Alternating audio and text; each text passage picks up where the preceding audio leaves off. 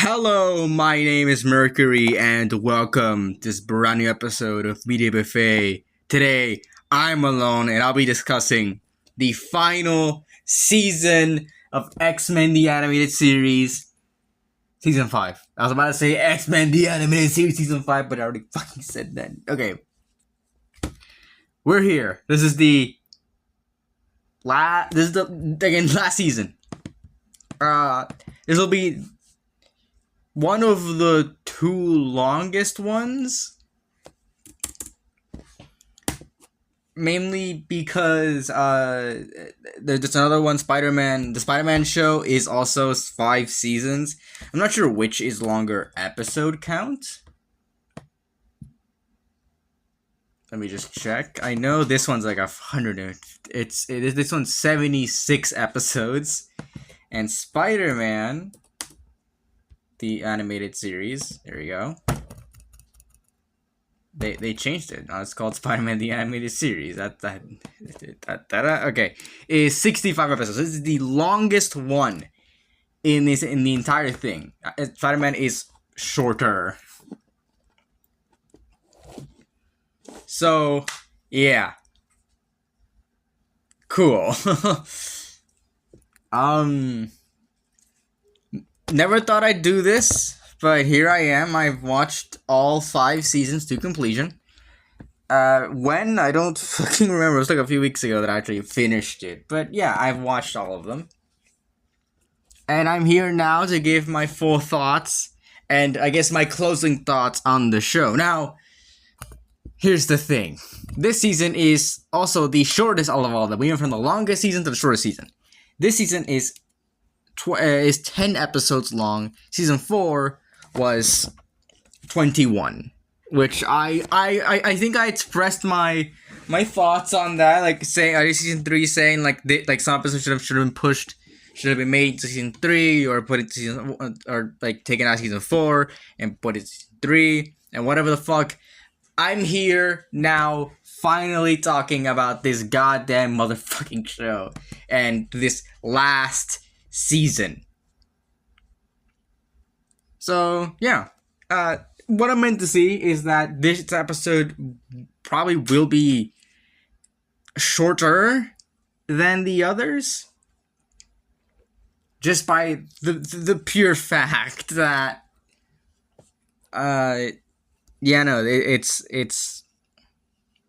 it's here, I guess. Like it's there. It's 10 episodes, so there's not a lot to really talk about, and I don't have much in my notes. But yeah. So this won't be the longest episode. Where the fuck are my notes? Here we go. This won't be the longest episode or the longest. I guess kind of an anticlimactic finale, because I still think, just spoiler alert, I guess, I still think that the second season is the best season overall. And this is 100% the worst season, or at least the least good. Because there are things that I've come to expect from this show as I've watched it. I expect at least some episodes to not only just connect, but also build upon character. Like, at least do that. If you're not going to connect, at least you build upon character and see more of that character going along. Which is what we saw in Season 2. Something I can appreciate a lot with Season 2. And also something that I really did like about Season 3, even though I feel like that one had a lot of problems.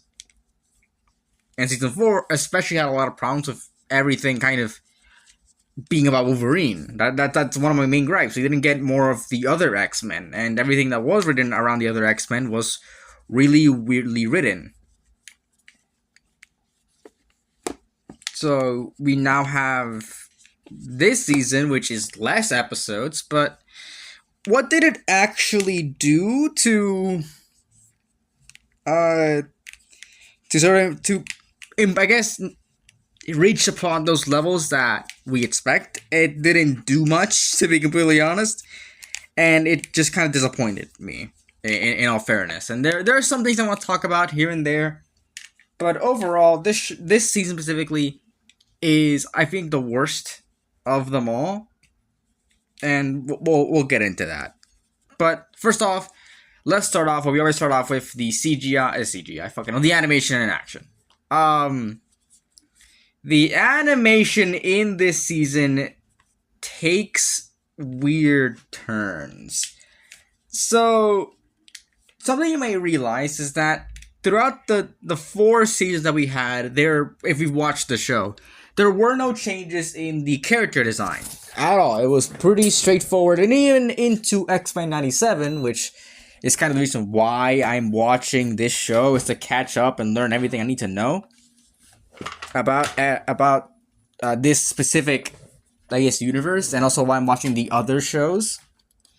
You'll come to realize that the designs from seasons 1 to 4 are the ones that they use in X-Men 97, and it's the ones that you are gonna be the most familiar with when you watch, fucking 66 episodes of a show. Which, by the way, this season was not supposed to happen. It was, to my knowledge, and I mentioned this in season 4, in the season 4 review, which was when? Some time ago. Okay. So I mentioned this back in the season 4 review. This show was supposed to end on season 4. It wasn't supposed to go into 5 seasons, but it was renewed and they had to come up with something, so they did this. And my main gripe with this specific show, at least like the animation here, is that they just redesigned the characters for no reason, and they look worse. So like in the beginning episodes, I guess, like in the first few episodes, you see this drastically. It's very, very apparent that they redesigned the characters. Like Jubilee has long hair now. Rogue has her hair like very desaturated. It's no longer red. It's like a brown, and the white on her hair is in a different place. Gambit has longer hair, and also a new voice, which did take me out of it quite a bit. It did take me out of it, but yeah. Cyclops and Jean didn't really change much. Beast became a little bit less saturated. I didn't like the new art style, and it was so sudden because it's not in the first few episodes. The first few episodes of the show are just kind of known as I just kind of the original art style, which are the Phalanx episodes, Phalanx Covenant, and also the Stormfront episode, the ones focusing on Storm. It's when we get to, I guess, Fifth Horseman, that we realize, or at least not even then. Where the fuck? It's like at some point, I guess it is Jubilee's fairy tale. Like midway through the season, it's like it completely changes, and it's so drastic, so weird that it takes you out of it. Because you kind of like by this time, you eventually grow accustomed to how a character should look like. Then seeing it. That just kind of seeing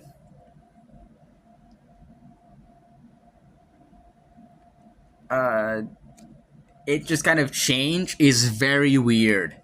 It's very weird, and in this show, the anime, it's not even like for its benefit. It just looks worse. Like the last few episodes just look worse overall because of this art style change and the character change, which I think is just a worse version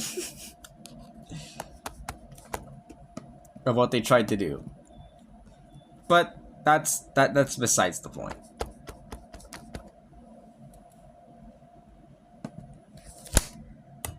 That is the point.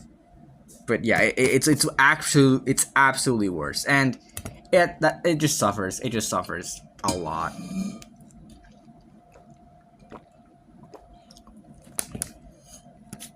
And in spite of, I guess, like trying to go with a new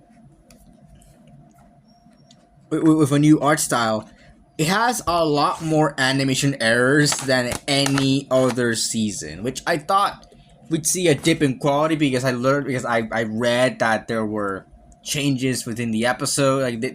Some episodes in season 3 were pushed back because there were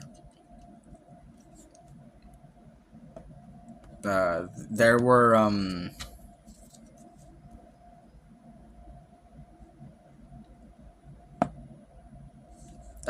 what was it there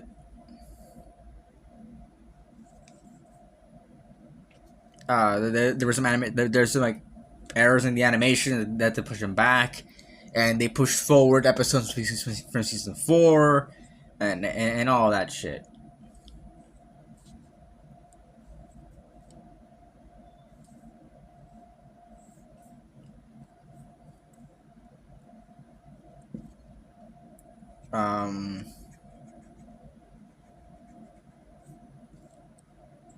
Yeah, no,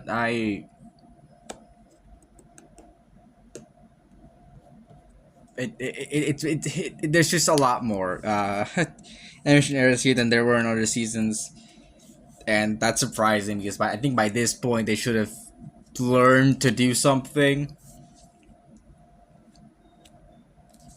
So yeah, no, and also the action, it's the exact same motherfucking thing I've come to know for legitimately 5 seasons. It's the exact same thing. There are no changes overall. It's mind-boggling. So weird. How there's like no changes in the animation overall.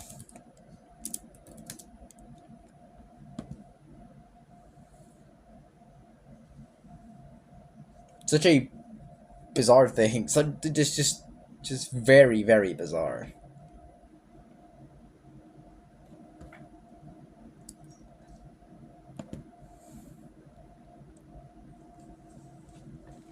And you know, like there's not much more to say about the action. The action is just the exact same thing we've seen.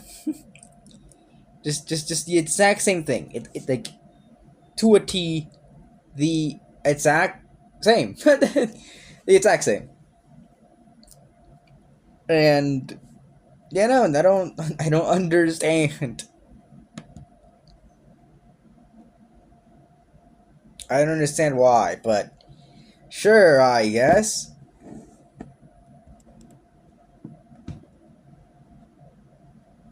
I don't get it. I really don't get it. I don't. I mean, I get it. I guess it's a Saturday morning cartoon. You can't go through that many changes because it has to be produced quickly and all that shit. But God, you get kind of tired of it at some points. So yeah, there's that. All right, but that's beside the point. And that's not to say that that's bad. It's just the same that we've seen over and over and over again. That it gets kind of tiring. It gets kind of tiring.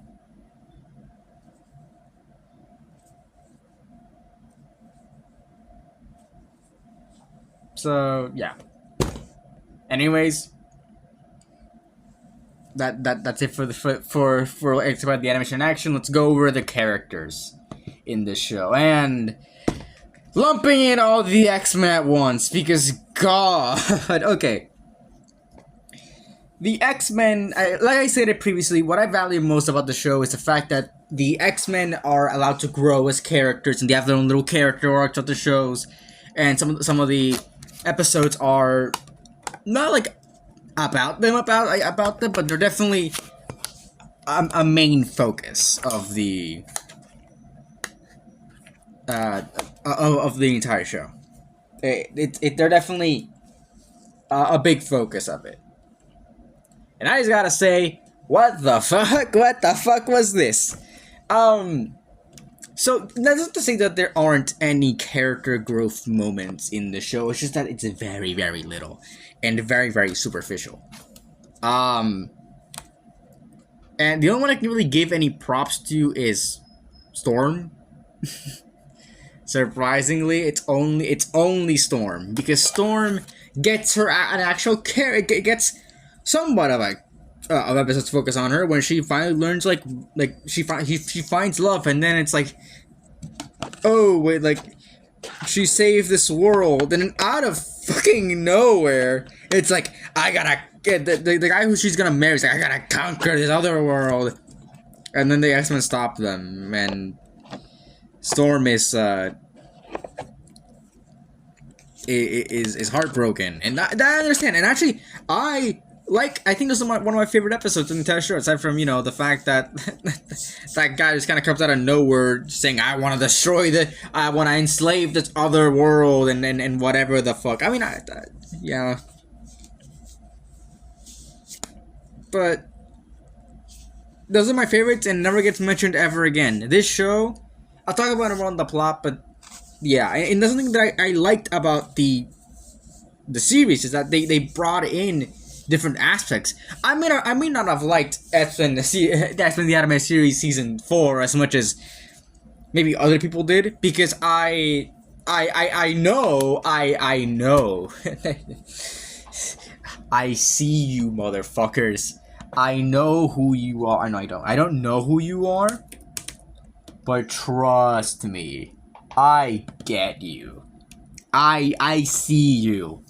I see you, guy who disliked my review of X-Men the Animated Series Season 4. I have no idea why the fuck I'm talking like that, but I see you. I fucking see you. I see that one dislike, even though nobody else can see it, I see it.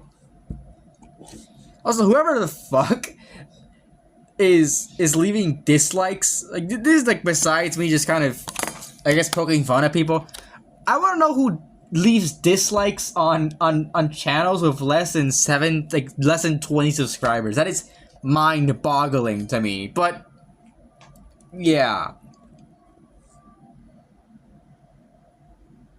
it's mind-boggling to me, because I don't get it. But whatever. I mean, is that a fucking cat? Anyways, I heard something. Anyways, yeah, no, fucking Storm is the one who got development. Let me check the other episodes. Give me a second. I completely forgot. But yeah, no, it's just kind of forgettable.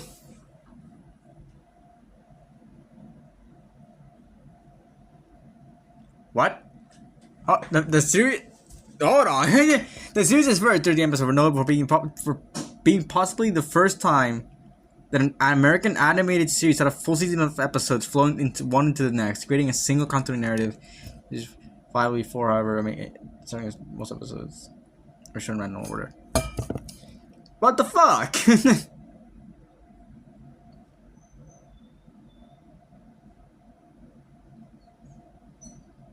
That's so stupid.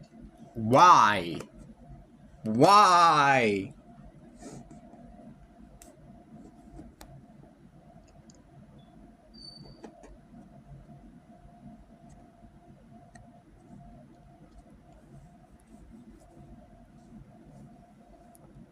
Anyways, yeah, hold on. I gotta check these. Alright, but looking at these episodes, we have Fifth Horseman, which was just fucking weird, trying to tie up Fabian Cortez after he didn't show up for the finale of season 4. Jubilee Fairy Tales, yeah, whatever the fuck. Old Soldiers of Captain America, that one's kind of cool actually. But again, just fucking Wolverine again. Hidden Agendas, sure, sure, I guess. Didn't really do much for Rogue. Descendant was just a weird prequel episode with Sinister. It was graduation day. And the only ones I can really say that actually did what I thought the series, that I thought that the series would be known for, is Stormfront. That's it. It's Stormfront. And I guess in some areas, Phalanx Covenant. That's all the ones I can actually say followed up what I think the series set up. But that's it. Again, that's it. Yeah. Very disappointing again with Jubilee. Jubilee at least does something in this fucking show. At like with the episodes here. At least she does. At least she's in them.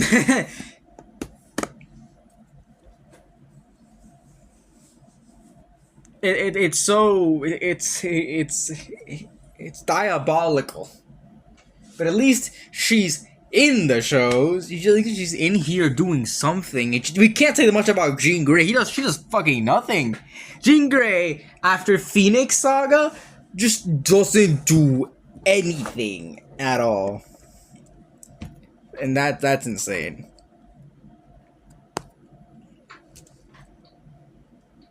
Because it's fucking Jean Grey, you know? It's like one of the X-Men, and she doesn't do anything. Cyclops, again, doesn't do much. Gambit got his voice changed for the worse. It sounds worse. Beast at least does something in the Phalanx episodes, in the fucking Apocalypse one, and all that shit. At least he does something. That's all I really gotta say about the X-Men. They're overall just kind of like, aside from that one episode, they don't grow at all. We don't see anything interesting about them. It's a nothing burger, these characters at this point. That's insane. So yeah, that's X-Men. Those are the X-Men in this show. So fucking disappointing. Disappointing! Or where the fuck that one is. Let's move on to Warlock. Really, I don't want to mention this guy because I thought it was cool that he was here. I like how he's animated and how, like, stretchy and, I guess, weird he looks and all that. And I like how he talks. And obviously, he's the main focal point of the Phalanx episode. So he's the main character there, definitely. But aside from that, I feel like it's a cool addition. I've always wanted to see more of this, I guess, cosmic side of the X-Men. And also, I kind of want to talk about Warlock because I think his species, or one of him, shows up in more Rivals, and I saw I came to learn about him, and also how I kind of instantly recognized the guy, and I thought it was cool that we got him here. And I don't like this character. I didn't find him annoying or anything.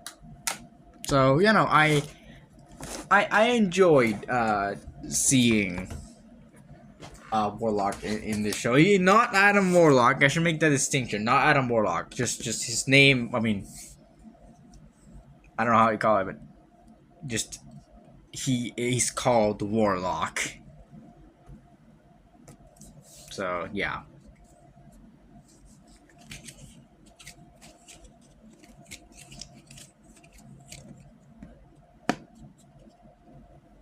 But yeah, no, I like Warlock in this show. Let's move on to another character, Mr. Sinister. He actually got characterization, or at least something close to it.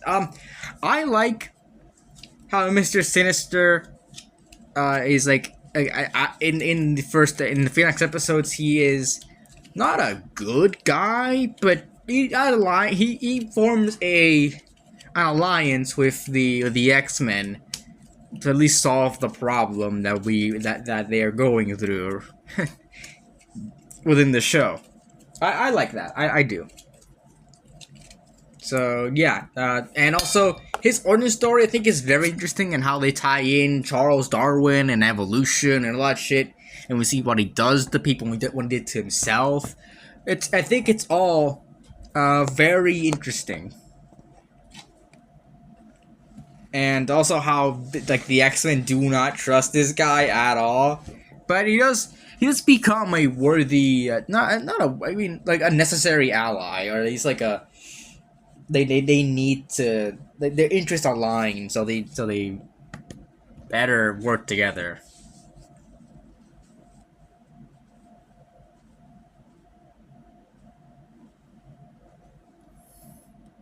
But you know, I like what he did with Mr. Sinister in this season. I think it was I think it was well handled, and honestly, I like to see a villain like sort of get not only like get more spotlight in here, and also like and also you just gotta see like where they came from, because I didn't know much about Mr. Sinister until watching this show, actually. So yeah, I like a lot Mr. Sinister in this show, and obviously, last but not least, if you're talking about villains, we gotta talk about the best villain, one of the best villains, Magneto. Magneto in this season is, I think, handled pretty well.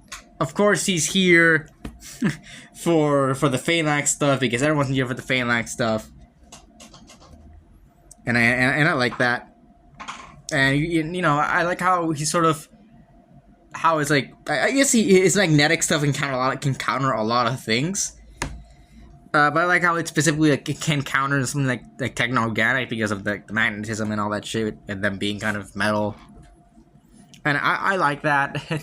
and now you just say I'm retired after Asteroid M, and like he says, oh, but they're capturing mutants, and she's like, I gotta get in there. And also the finale.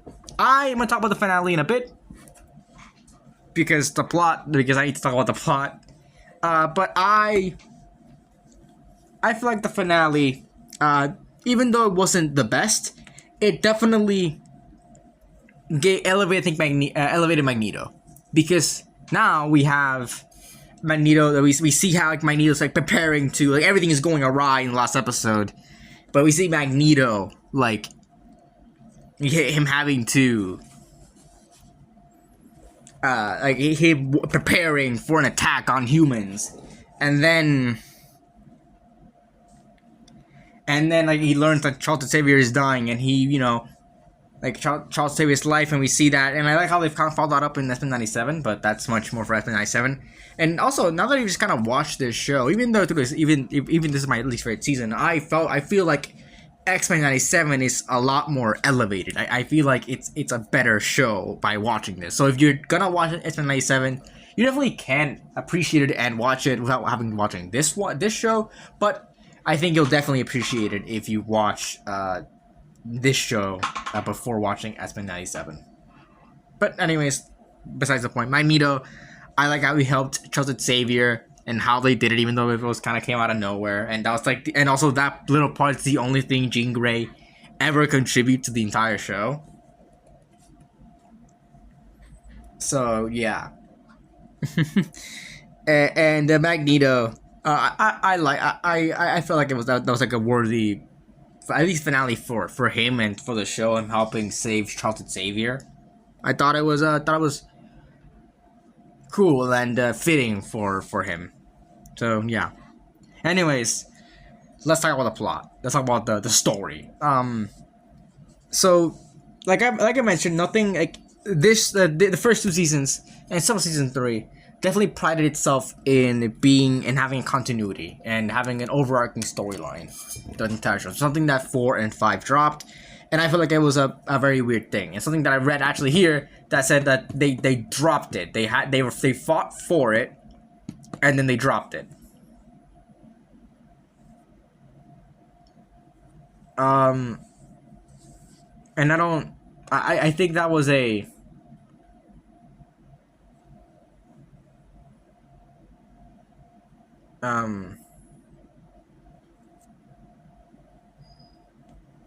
that was a weird thing. that the fact that it doesn't connect, and the fact that they and the fact that they just kind of took that away is so weird. Even though I think it definitely worked for the better of the show, for the show's benefit first, like in the first 2 seasons, and some of season 3 they kind of. It was like season 3 kind of was just mostly those things, but it definitely had episodes that tied them up a little. But this just has nothing connecting. It's so like weird storylines. Like even with season 4 and its problems with having not a lot of characterization with the X-Men, instead of just being a Wolverine. It's just a Wolverine season. Even then, it showed Wolverine's like journey and all that shit, and it culminated in that episode. In the episode where Sabretooth and the Wolverine, the other characters I forgot the names of, came together and we saw them interact and saw them like, bury their past. But here, nothing connects, and there is like no character development. There's nothing here that really makes it feel like a finale. It feels like leftover episodes that they just had to do because they wanted to. So it falters in that area, and it's deeply unsatisfying, and that's what it makes the finale unsatisfying, because nothing builds up to it. It's just Professor X gets sick, and that's it. And like meteor riots all over the place and all that shit. That all happens in one episode. I feel like if this season, if they kept just at least for one more time, just one last time, kept that linear storyline that they had crafted for season 1 and 2, and it worked in season 2's favor, by the way. That's still my favorite season. If they kept that for the season, it would have been a worthy finale, and then building up to this finale. But it just wasn't, and that's why I feel like the finale was rushed, and then it doesn't feel like a worthy finale. So it just suffers. It just suffers. That's the big thing. I think this show really suffers from that, and obviously not building up on Professor X as much as I thought they should. So yeah, I can talk about him. He doesn't do anything in this show. So bizarre. But yeah, I feel like that's the biggest fault of the show. It just is not, like this season specifically, it's not a worthy finale. That doesn't really discredit the entire show, I feel. Or like at least, but does discredit the season. Like, so discredit the show, but you can discredit the season by just not being a good enough finale.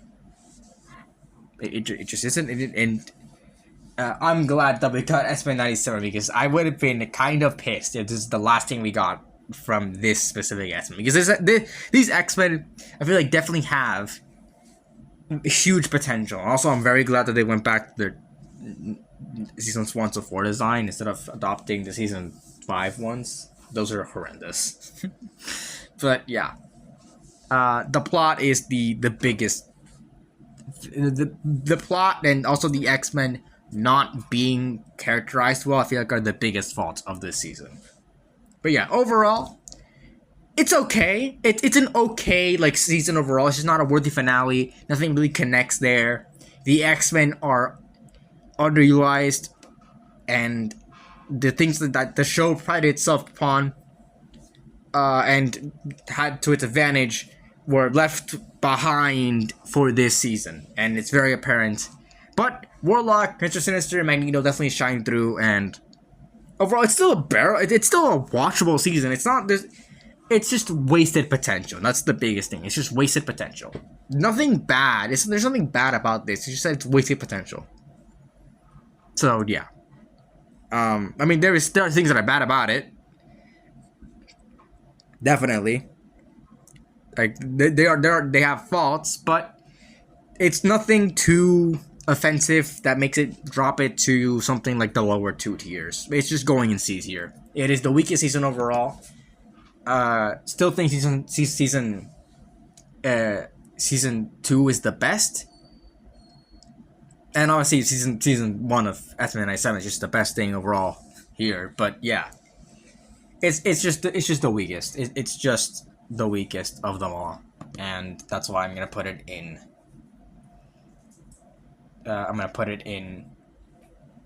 C tier. So yeah, that's the show. That's it.